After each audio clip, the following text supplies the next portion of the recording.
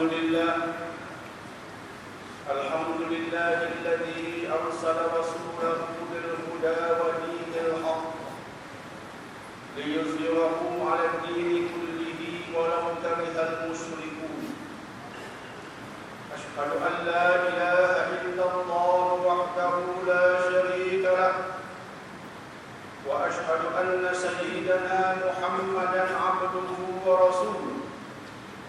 اللهم صل وسلم وبارك على هذا النبي الكريم سيدنا محمد وعلى آله وأصحابه والتابعين وتابع التابعين لهم بإحسان إلى يوم الدين. أما بعد، فيا عباد الله اتقوا الله واعلموا أن الله مع المتقين. Hadirin sidang jemaat yang dihormati lagi dimuliakan, piawaian Allah merupakan piawaian ajaib. Piawaian Allah tidak ada tolak tandingannya. Ketika Allah berbicara tentang insan, Allah meletakkan piawaian kecemerlangan bagi insan itu. Dalam surah Al-Hujurat ayat 13, Allah Subhanahu wa taala menegaskan, "Inna akramakum 'indallahi atqakum." Orang yang paling mulia di sisi Ilahi dari kalangan kamu ialah orang yang paling bertakwa. Sekaligus ia merupakan ISO Allah. Ia merupakan piawaian ilahi yang agung, bahawa takwa merupakan asas kepada kemuliaan insan. Apabila manusia hidup dan mengejar kecemerlangan yang lain serta mengabaikan kejaran menuju takwa, walaupun mereka dikatakan cemerlang, tetapi sebenarnya mereka belum cemerlang jika takwa diabaikan. Dan apabila manusia mencapai status takwa, Allah menjanjikan berbagai pemberian kepada mereka. Antaranya seperti yang Allah rakamkan dalam surah At-Talaq ayat 2 dan 3. وَمَنْ يَتَّقِ اللَّهَ يَجْعَلْ لَهُ مَخْرَجًا وَيَرْزُقْهُ مِنْ حَيْثُ لَا يَحْتَسِبُ, sampai ke hujungnya. Barang siapa di antara kamu yang bertakwa kepada Ilahi, Allah akan tunjukkan jalan keluar baginya, dan Allah akan curahkan kepadanya rezeki dari pintu yang tidak disangka-sangka. Begitulah hebatnya ayat ini. Sehingga sahabat Abdullah bin Mas'ud radhiyallahu anhu, sebagaimana dilaporkan dalam berbagai kitab tafsir, antaranya tafsir Imam Ibnu Katsir, mereka melaporkan bahawa sahabat Nabi itu pernah berkata, ayat ini merupakan formula penyelesaian, paling agung yang terdapat dalam Al-Quran Al-Karim. Dalam bahasa mudah, manusia seringkali disertai ujian dan juga masalah. Dan ketika itu sudah pastinya manusia mencari formula itu dan formula ini, mencari jalan itu dan juga jalan ini, supaya masalah dapat dirongkaikan dan supaya kesemua tribulasi dapat diredakan. Maka Allah mengatakan, jika itu yang insan mau, itu yang aku akan berikan. Aku akan berikan makhraja, jalan keluar, dan aku juga akan berikan rezeki min haitsu la yahtasib, dari pintu yang tidak disangka-sangka. Cuma untuk mendapat anugerah ilahi yang agung itu, manusia Allah tetapkan untuk melaksanakan satu perkara.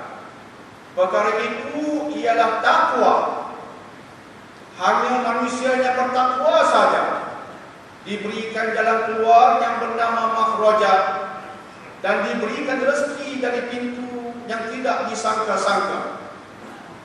Sehingga akhirnya untuk menampakkan kepentingan takwa ini, apabila Allah bercakap tentang negeri dan juga negara, Allah kaitkan juga dengan takwa.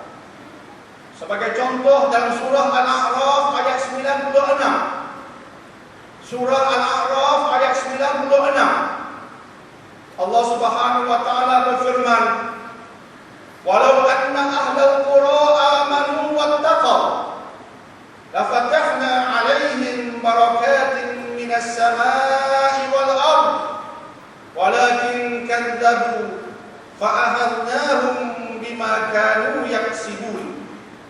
Andai kata penduduk sesebuah negeri itu mereka beriman dan juga bertakwa, kami akan bukakan kepada mereka pintu-pintu keberkatan dari atas dan bawah, dari langit dan bumi. Tetapi sebaliknya mereka dusta kepada Allah. Disebabkan itulah kami timpakan kepada mereka azab berdasarkan apa yang mereka kerjakan. Apa yang kita kerjakan menentukan sama ada barakat akan datang ataupun azab akan turun. Apa yang kita laksanakan akan menentukan, kata Allah, barakat ataupun azab yang akan menimpa.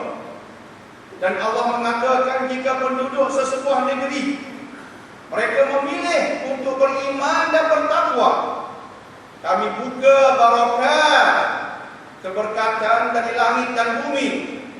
Tetapi andai kata penduduk sesebuah negeri memilih untuk lupakan ibadah, lupakan agama, maka Allah akan kenakan ke atas penduduk itu azab bima kanu yaksibun, kerana perbuatan amalan yang mereka lakukan sendiri. Justru tuan-tuan hadirin sidang Jumaat yang dihormati lagi dimuliakan, memandangkan berulang-ulang kali Allah menekankan tentang kepentingan takwa. Kepentingannya bagi individu, kepentingannya bagi negeri dan juga negara. Kalau kita rumuskan pada tengah hari ini dengan berkata, sewajarnya takwa menjadi agenda nasional, sewajarnya takwa menjadi agenda negeri. Ia bukan suatu yang salah, ia suatu yang wajar berdasarkan kehendak Allah. Memang sewajarnya takwa, sewajarnya menjadi agenda nasional dan juga menjadi agenda negeri. Apabila kita menjadikan takwa sebagai agenda, apa saja program transformasi, apa saja program ekonomi, apa saja program rekreasi, apa saja rancangan hiburan, apa saja rancangan untuk remaja, apa saja usaha untuk wadah, maka aspek agama dijadikan sebagai aspek yang utama. Tawarlah Mount Everest, tapi jaga agama sebagai contoh, jaga solat. Tawarlah Mount Kilimanjaro, tapi jagalah agama, jagalah solat. Tawarlah Gunung Kinabalu, tapi jaga agama, jaga solat. Tawarlah Selat Melaka ataupun selat-selat yang lain, tetapi jaga agama, jaga solat. Buatlah perkemahan untuk remaja, untuk pelajar sekolah. Agenda agama, agenda solat perlu menjadi keras keutamaan. Itu antara maksud agenda takwa sewajarnya menjadi agenda nasional dan juga agenda negeri. Barulah selepas itu insya-Allah masyarakat akan jadi baik. Kes rogol insya-Allah akan turun. Kes-kes jenayah insya-Allah kita harapkan lagi turun. Jika agenda takwa menjadi keutamaan dan bukannya sampingan. Dan selepas itulah insya-Allah seruan kepada perpaduan menjadi lunak dan mudah dilaksanakan. Sebab dalam surah Ali Imran Allah mengatakan, waqtasimu bihablillahi jami'a wa la tafarraqu, sampai ke hujung ayat. Hendaklah kamu berpegang dengan tali Allah dan janganlah kamu berpecah belah. Ayat yang saya bacakan tadi terdapat dalamnya dua arahan. Arahan yang pertama, waqtasimu bihablillah. Kamu semua pegang tali Allah dahulu. Perintah yang menyusuli perintah pertama ialah wala tafarraqu, jangan berpecah belah. Arahan yang pertama ialah pegang tali Allah dahulu. Justru apabila kita menekankan tentang takwa, ia bermaksud berpegang dengan tali Allah. Tali Allah ulama tafsirkan sebagai Islam, ulama tafsirkan sebagai Al-Quran dan juga As-Sunnah. Islam, Al-Quran dan juga As-Sunnah itu dasar yang membawa kepada takwa. Lantas apabila agenda nasional dan negeri menekankan kepada takwa, apatah lagi kepada umat Islam. InsyaAllah umat berpegang dengan tali Allah. Maka selepas itu, selepas mereka tunduk kepada Allah, mereka melupakan kehendak nafsu, kerakusan kehendak diri dan sebagainya. Ketika itu mudah mereka menghayati perintah kedua, jangan berpecah belah. Sebab itulah, andai kata formula-formula Quran ini kita abaikan, susah hendak kita capai apa yang kita mahu. Sebab apa? Sebab apa yang kita mahu kita tak boleh tentukan. Apa saja kehendak kita, kehendak makhluk bawahan. Yang tertinggi adalah Allah. Apa yang kita mahu tak akan tercapai jika Allah tak izinkan. Maka untuk Allah restui, mari sama-sama kita tunduk kepada formula Allah.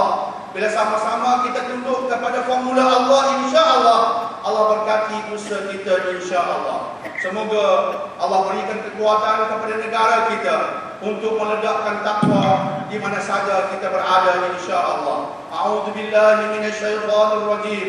Ya ayyuhalladzina amanu dkhulu fis silmi kaffah wa la tattabi'u khutuwatish syaitan innahu lakum aduwwum mubin. Wahai mereka yang beriman, laksanakanlah Islam secara total ataupun sepenuhnya, dan jangan kamu ikut langkah-langkah syaitan. Mereka merupakan musuh yang nyata bagimu. Barakallah li wa lakum bil Qur'anil azim wa nafa'ani wa iyyakum bima fihi minadh dzikril hakim wa taqabbal minni wa minkum tilawatahu innahu huwas samiul alim. Aqulu qawli hadza wa astaghfirullah li wa lakum ولسائر المسلمين والمسلمات فاستغفروه فيا فوز المستغفرين ويا نجاة التائبين.